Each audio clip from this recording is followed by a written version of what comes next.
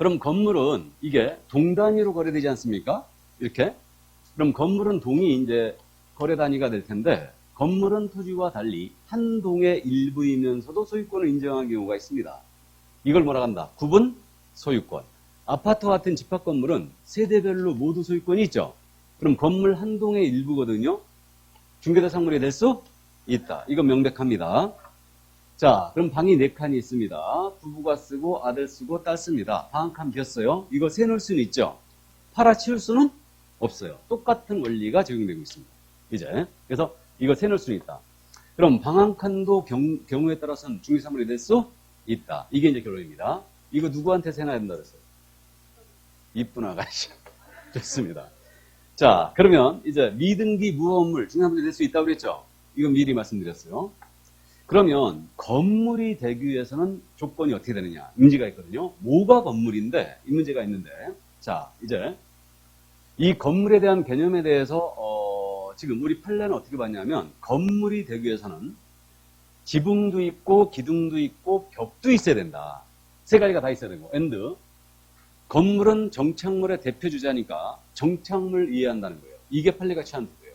그럼 정착물은 토지에 딱 달라붙어서 과도한 비용을 들이지 않고는 쉽게 채할 수 없는 걸 얘기합니다. 이게 정착물이에요. 그래서 지붕, 기둥, 벽이 있고 정착물이 된다. 이 얘기를 세차장 구조물 사건에서 했던 얘기예요. 그럼 거기 지금 9페이지에 6번 판례가 있죠. 찾았습니까? 세차장 구조물. 이걸 소개하는 건데 그래서 이게 우리가 그 세차장 구조물 있지 않습니까? 셀프 세차장을 생각하면 된다고 그랬어요. 그러니까 기둥이 이렇게 벽이 대충 서 있고요. 지붕을 천막이나 유리를 덮었고 차가 들어가 세차하더라 이거예요. 이게 건축물 대장이 작성이 돼 있었죠. 그래서 이 거래를 소개하고 개공이 보수를 받았는데 건물에 대한 중개보수의 한도를 초과해 받은 거예요. 그래서 이게 보수 초과 사건은 문제가 됐던 겁니다. 그럼 이게 만약에 중개대상 물이라면은 중개를 한 거죠. 중개한 거니까 보수 초과에 걸린다는 얘기죠. 근데 이게 중개사물이 아니라고 한다면 중개한 게 아니죠. 그럼 보수 초과에 해당될 일이 없다는 거예요. 근데 요거 대법원은 이걸 어떻게 판단했냐? 이거는 건축물 대장이 작성이 됐으니까 당연히 중개사물이 건물로 볼 여지가 있는데 우리 대법원은 이건 중개사물로 볼 수 없다라고 했어요. 그래서 결국 무죄 판결 나갔습니다. 이게 왜 그러냐면 건물이 되려면 최소한 기둥, 지붕, 벽이 있어야 된다. 다 있어야 되고 정착물이 된다. 근데 이거는 주벽이라고 할 만한 것이 일단 없고 볼트만 몇 개 풀러버리면 쉽게 해체되더라 이거예요. 그러니까 정착물로도 볼 수 없다라고 했어요. 그래서 이거는 중개사물 건물이 아니라고 했죠. 그럼 결론, 세차장 구조물은 중개사물이 아니다. 요걸 이제 기억하시면 돼요. 이게. 그러면 여기서 이제 한 가지 더 짚어볼 게 그거 아니겠습니까? 이게 건축물 대장이 작성되어 있다는 얘기는 건축법의 개념에 봤을 때는 이건 분명히 건물로 가는 거죠. 건축법의 사람들이 건물의 개념을 공부하지 않습니까? 공법 시간에. 건축법에서는 건물이 뭐였냐면 지붕이 있고 기둥 또는 벽이 있으면 되는 거예요. 둘 중에 하나만. 그럼 우리는 건축법상의 개념으로 가는 게 아니죠? 민법상 개념으로 가는 거예요. 이해하셨죠? 그래서 이제 이 정도만 참고했습니다. 세차장 구조물을 결론을 기억하면 돼요. 근데 여기서 잠깐 이제 이 판례 내용은 우리 교재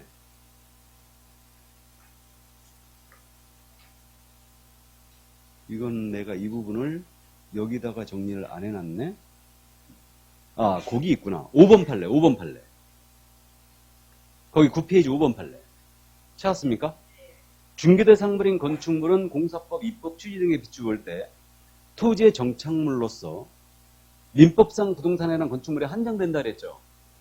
이거를 내면 상당히 어려운 질문이 되는데 지금 그 판례가 세차장 구조물에서 했던 얘기거든요.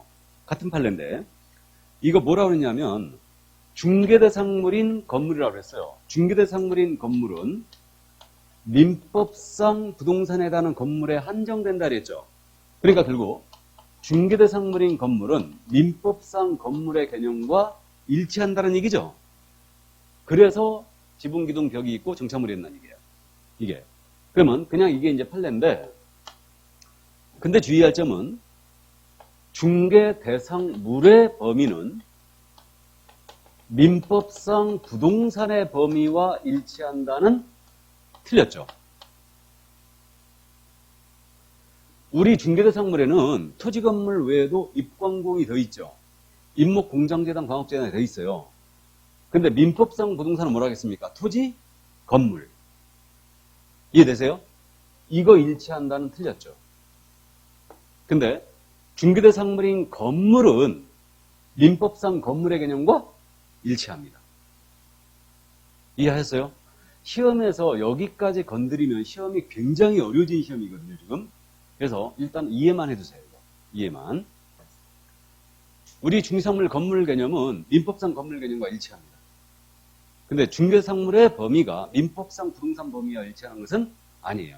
우리는 준부동산이 더 들어가 있어요. 예. 그래서 이제 그 정도만 이해해 두시고. 자, 그러면 이제 요거 세차장 구조물 여기까지 이해하시고. 그러면 건물은 이렇게 실체가 있어야 되는데 실체가 없음에도 불구하고 건물로 보는 게 있죠. 그게 바로 이제 분양권이에요. 그래서 이제 분양권으로 가자는 얘기예요. 분양권은 그 판례가 지금 8페이지에 있죠. 1번 판례. 그래서 이제 이 판례들 모두 정리를 해놔야 됩니다. 그러니까 이제 우리 과목에서 그 가장 오류를 많이 범했던 문제가 중개상물 문제였거든요. 그렇기 때문에 지금은 판례로 많이 이제 몰아가고 있어요. 그러니까 판례 태도를 꼭 정리해 두시는데 이 분양권은 중개대상 물로 받죠. 물로 받는데 이건 장래에 건축될 건물로 받아요. 장래에 건축될 건물. 그럼 장래에 건물로 받으니까 중개대상물임이 명백하다는 얘기죠. 근데 입주권이 있지 않습니까? 입주권은 원칙적으로 중개상물이 아니라고 봤습니다. 그럼 분양권이 뭐고 입주권이 뭔지를 확실히 개념 정의를 해야 되죠. 그럼 분양권은 뭐라고 그랬냐면 우리 판례가 분양계약이 체결된 후이거나 또는 동호수가 지정이 되면 이건 분양권이라고 했죠. 그럼 이건 분양권은 들어갈 집이 정해진 거죠. 특정된 거예요. 그러니까 이거는 중개상물이라고 하겠습니다. 장래의 건물로서 중개상물이다. 그러나 입주권은 당첨이 되면 입주 예정자로 선정될 수 있는 지위에 불과하다고 했어요. 지위에. 그럼 이건 어느 집에 들어갈지가 정해지지 않았어요. 그렇기 때문에 중개상물이 아니라기 때문입니다. 그럼 판례를 잠깐 거기 보시면 분양권 보시면 중개대상물 중 건물에는 기존의 건축물뿐만 아니라 장차 건축될 특정의 건물도 포함된다고 볼 것이므로 그랬죠. 포함된다란 말에 끊어놓으세요. 끊어놓으시고 그러니까 이렇게 지문으로 내면 이거 맞았다는 얘기예요. 그대로 되면. 알아보시겠죠? 그 다음에 아파트의 특정 동호수에 대해 피분양자가 선정되거나 분양계약이 체결된 후에는 그 특정 아파트가 완성되기 전이라 해도 이에 대한 매매 거래를 중개하는 것은 건물의 중개에 해당한다 그랬죠? 그러니까 분양권은 중개상물이 명백합니다. 그런데 입주권, 특정 아파트에 입주할 수 있는 권리가 아니라 아파트에 대한 추천기를 신청하여 당첨이 되면 아파트의 분양 예정자로 선정될 수 있는 지위에 가르침에 불과한 입주권. 이건 중개상물 건물에 해당한다고 보기 어렵다고 했어요. 그럼 여기서 지금 특정되지 않은 거죠. 그러니까 입주권은 원칙 안 되는 거예요. 그런데 여기서 잠깐 뒤로 갔다 옵니다. 뒤로. 어디를 갔다 오냐면 우리 부동산 거래 신고 있죠. 부동산 거래 신고에서 입주권이 나옵니다. 그 요약집 지금 현재 81쪽을 펴보세요. 81쪽.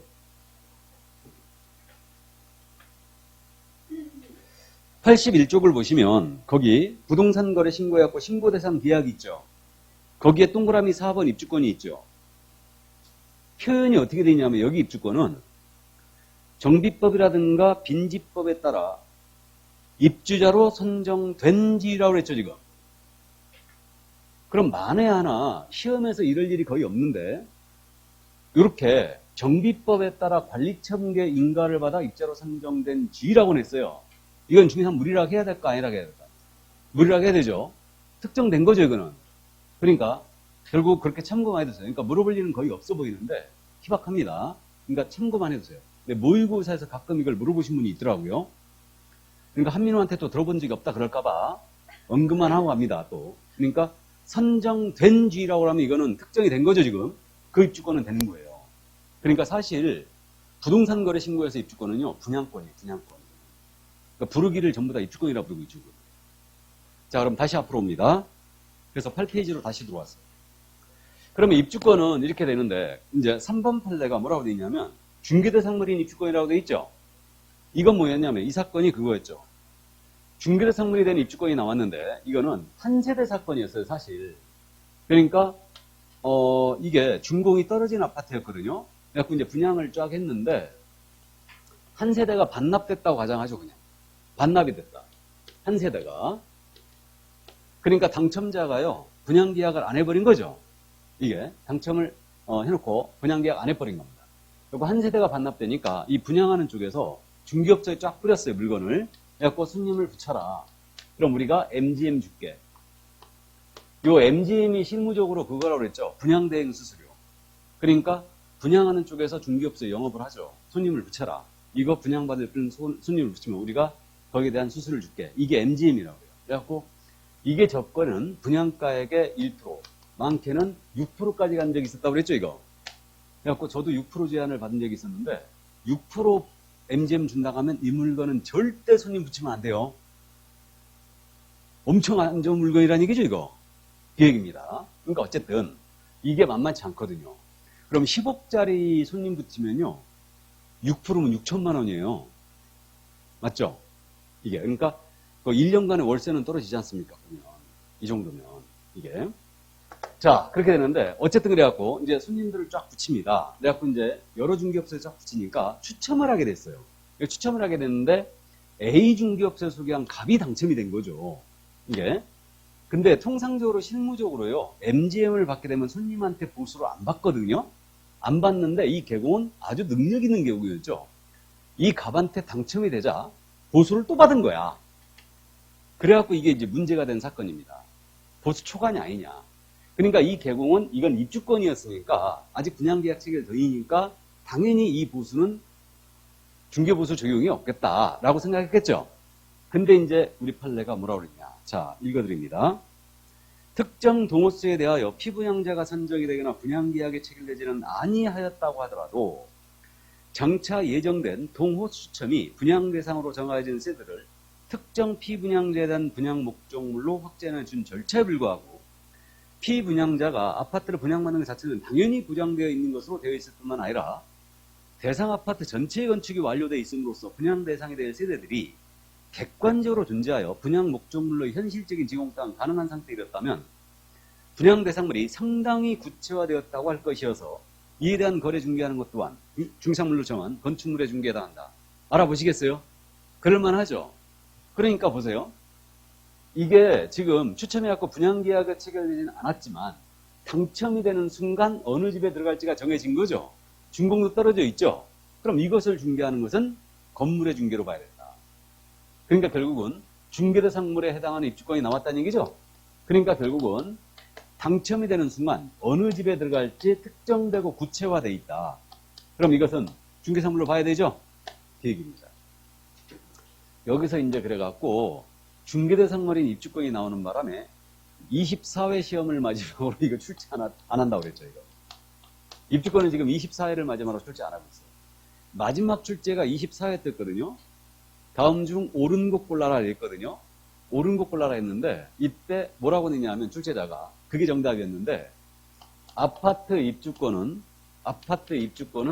중개대 상물이 될 수 없다 이렇게 낸 거예요. 오라 가셔야 돼, 틀렸다 가셔야 돼. 아파트 입주권은 중개대 상물이 될 수 없다 이렇게 낸 거예요. OX. 일단 오락 해야죠. 아파트 입주권은 중개대 상물이 될 수 없다. 이게 대원칙. 맞죠? 맞았다 가셔야죠. 우리 그때 시험 볼 때 이거 다 맞았다 했거든. 이거는.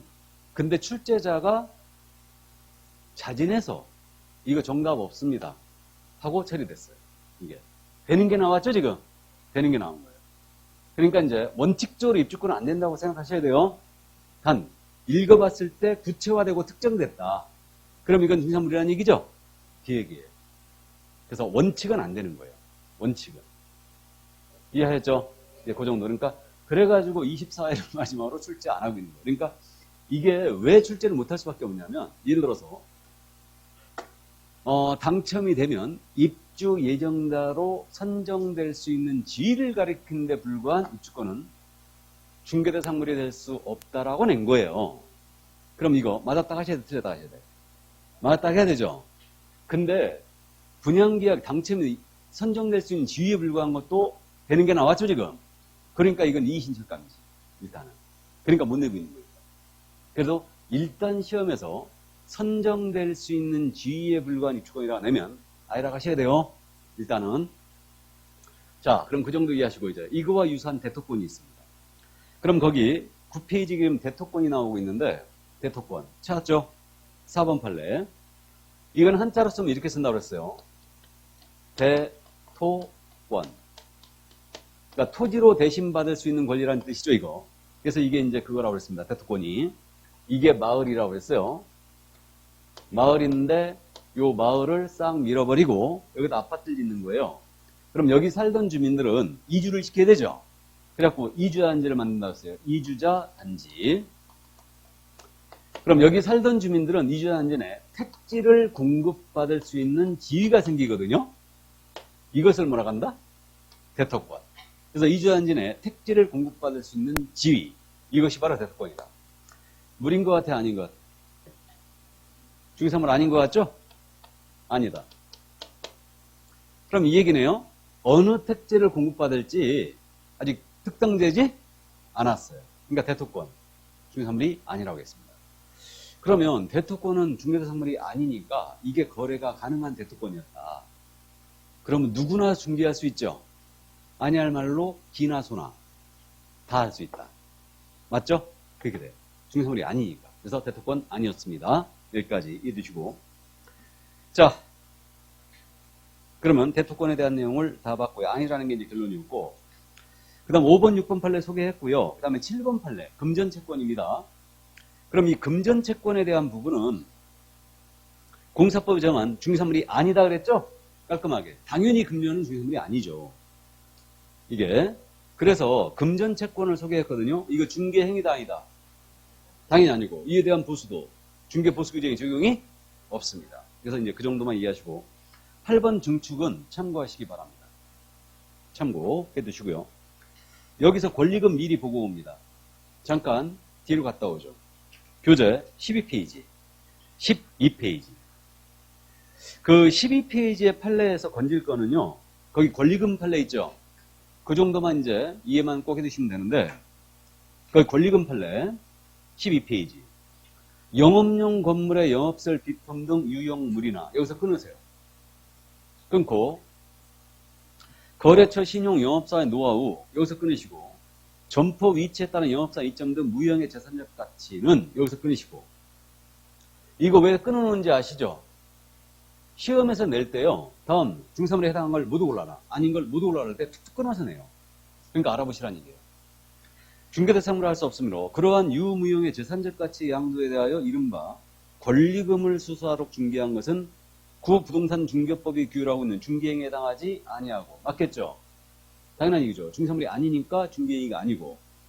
따라서 같은 법이 규정하고 있는 중개보수의 한도액 역시 이러한 거래상 중개행위는 적용되지 아니한다. 알아보시겠죠? 이 정도. 그래서 권리금 이해만 해주시면 됩니다. 다시 앞으로 갑니다. 그러면 판례 태도, 이제 중개사물에서 가장 중요한 내용이 바로 8페이지, 9페이지에 있는 판례, 권리금에 대한 판례였어요. 그러니까 최근 시험에서는 아예 이거 외에는 묻지도 않고 있습니다. 그러니까 그 정도만 이해해 두시고요. 자, 그럼 건물에 대한 내용을 이제 다 봤어요.